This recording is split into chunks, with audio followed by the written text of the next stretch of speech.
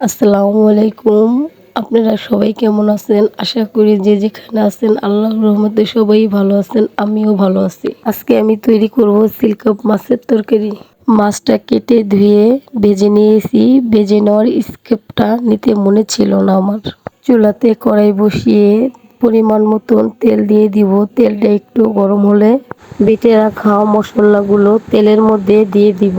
আমি এখানে বেটে নিয়েছি কাঁচামরিচ, পেঁয়াজ, আদা, রসুন, তেজপাতা, জিরা। মশলাগুলো পুড়ে যেন না যায় সামান্য একটু পানি দিয়ে দিব। ভালো করে নেড়েচেড়ে কেটে রাখা বেগুন, আলু দিয়ে দিব। ভালো করে নেড়েচেড়ে কেটে রাখা বেগুন, আলু দিয়ে দিব। তরকারিগুলো কষানোর জন্য সামান্য একটু পানি দিয়ে দিব। পানি দেওয়ার স্কিপটা নিতে আমার মনে ছিল না। ভালো করে নেড়েচেড়ে একটা ঢাকনা দিয়ে ঢেকে দিব। ফিরে এলাম 5 মিনিট পর।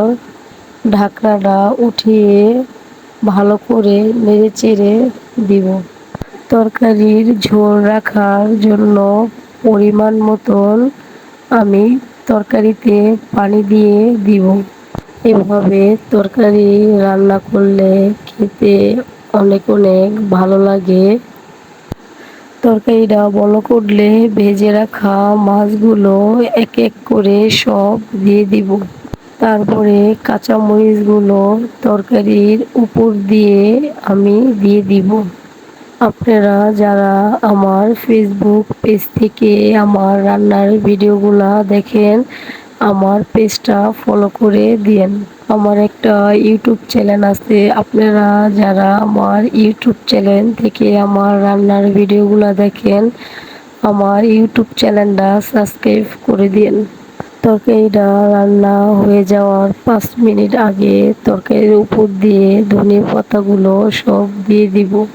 আপনারা চাইলে এভাবে বাসায় তরকারি রান্না করে খেয়ে দেখতে পারেন। ইনশাল্লাহ আপনাদের ভালো লাগতে পারে। আপনাদের সাথে কথা বলতে বলতে আমার তরকারি রান্না হয়ে গেছে। আমার রান্নার ভিডিও যদি আপনাদের কাছে ভালো লাগে তাহলে আপনারা লাইক, কমেন্ট, শেয়ার করে দিন।